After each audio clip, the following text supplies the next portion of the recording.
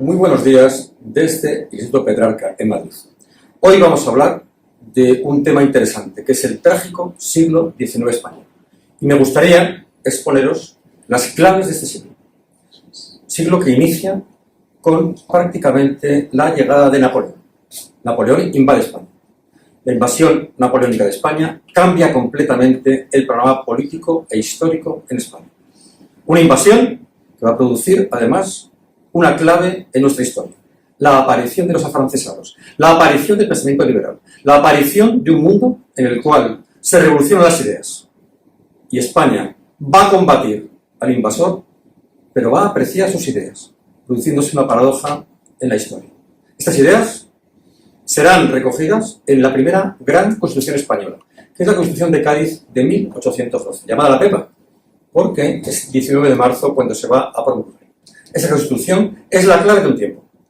Los españoles somos conscientes de la importancia de esta Constitución, que será copiada en Italia, en Nápoles, en el Piamonte, será copiada en Portugal, será copiada en el resto de Europa como modelo liberal. Sin embargo, esta Constitución prácticamente será nonata. ¿Y por qué será nonata? Esta primera Constitución española, en el siglo XIX tendremos 6 constituciones. Solamente se va a implantar una, la de 1876, pero ya llegaremos a ella. Primero veremos por qué esta Constitución no se implanta, y es la llegada de Fernando VII. Fernando VII vuelve del exilio tras la derrota de Napoleón e implanta el absolutismo en España. Hay que entender que este absolutismo se produce en el entorno del Congreso de Viena. No podemos nunca olvidar que España no está aislada de los hechos del continente. Por lo tanto, igual que Europa está volviendo en un intento, desde mi punto de vista, superfluo, de volver al antiguo régimen, España está haciendo lo mismo. Y entre el año 1814 y 1833, Fernando VII será rey de España, conociéndose en España el nacimiento del pensamiento liberal y, además, la figura de los pronunciamientos. ¿Qué son los pronunciamientos? En nuestros días diríamos golpe de Estado. Prácticamente entre el año 1814 hasta, fíjense, 1936, aunque nuestro curso acaba en el siglo XIX, habrá más de 23 pronunciamientos, 19 en el siglo. Son golpes de Estado, en su mayor parte llevado a cabo por militares, ya que son la élite intelectual y política del país, van a intentar cambiar permanentemente el poder, convirtiendo España en una convulsión permanente en el aspecto político. Fernando VII, a su muerte, entregará el trono en testamento a Isabel II. Pero durante su mandato también se produce un hecho crucial para entender la historia de España y la historia de América, que es la pérdida de los territorios americanos. Es la pérdida de la España americana. España perderá América, pero América también pierde a España. Y entre 1810, el levantamiento de México, hasta el 1824, batalla de Ayacucho, en la cual Perú consigue su independencia, España desaparece del continente. La pérdida de España para América, la pérdida de América para España, es una convulsión política sin precedentes. Permítanme un dato. Entre 1810 y 1870, los británicos abrirán 700 bancos en el continente americano, reemplazando el poder de España en el continente por la entrada de un nuevo poder, que es el poder angloamericano. Pero volvamos a España. La pérdida demográfica, la pérdida económica, va a haber una convulsión tremenda. Y sobre todo, una parte de España no reconoce a esta reina, no reconoce a Isabel II. E Isabel II va a ver cómo nada más proclamarse como reina, durante su periodo se inician las guerras civiles españolas, llamadas guerras carlistas, porque el candidato Carlos pretende ser el rey de España, frente a una Isabel que representa a España liberal. Estas guerras carlistas se van a producir durante todo el siglo XIX, prácticamente entre 1833 hasta 1876. No son solamente las guerras, es que en este momento Europa está en plena revolución industrial. Y saben ustedes que España pierde el tren de la revolución industrial, con lo que supone eso. Supone quedarnos retrasados en el aspecto industrial, en el aspecto social, en el aspecto político y obviamente en el aspecto económico. Por eso la tragedia no es solamente la pérdida de los territorios, es la pérdida del tren de la historia, que no recuperaremos hasta bien entrado el siglo XX. Estas guerras carlistas van a destrozar la economía española, van a enfrentar españoles contra españoles. Estas 66 se producirán en diferentes periodos. En 1868 se produce un hecho crucial en España, que es la llegada del primer presidente, digamos, desde un punto de vista militar, el presidente Prim, que buscará un rey.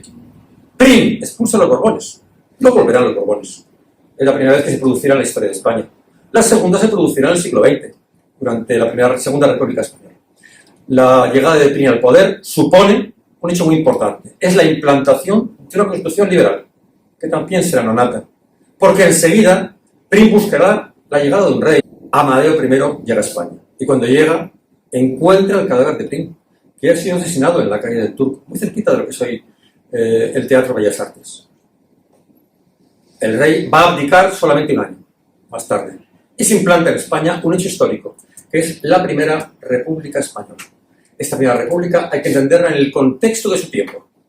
Solamente unos años antes se produce la definitiva República Francesa hasta nuestros días, con la derrota de Napoleón III en Sedan, el nacimiento de Alemania como país, el nacimiento de Italia como país.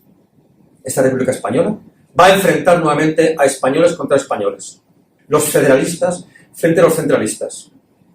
Tal es el desastre de la República que incluso habrá una guerra cantonal. Finalmente, Serrano, Pavía y Martínez Campos instaurarán la monarquía y volverá Alfonso XII.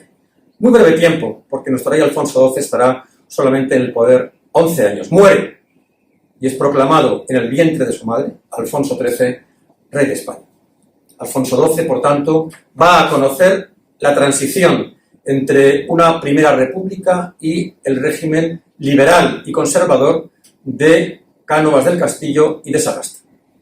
En 1876 se proclama la Constitución más longeva de España.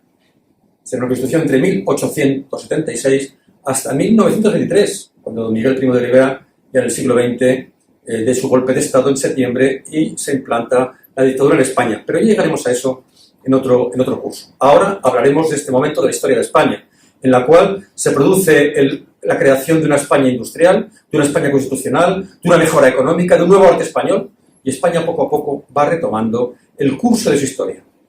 Pero no nos hagamos ilusiones. Seguimos con las guerras, esta vez no en España, guerras africanas, las guerras americanas. Estados Unidos está interesado en los territorios de España, en América, en Asia. De hecho, se produce una puja. Intentan comprar Cuba. Cánovas se niega. Cánovas es asesinado más tarde. Y se produce el desastre del 98. Un desastre que nos va a llevar a la pérdida de los territorios americanos, a la pérdida de los territorios asiáticos que teníamos desde hace 400 años. La pérdida de Cuba, la pérdida de Puerto Rico, la pérdida de Filipinas, es el desastre del 98, que es el fin de un siglo. Porque muy pocos años después, ya Alfonso XIII, mayor de edad, inaugura un nuevo tiempo para la historia de España. Ahora, el 98 no es solamente la pérdida de un nuevo tiempo, es una pregunta. Y yo os hago a ustedes, ¿qué es España a partir de entonces? ¿Qué es España? ¿Qué es España en el mundo? ¿Qué es España como concepto? Y surge el regeneracionismo. Buscar una respuesta a los problemas de España.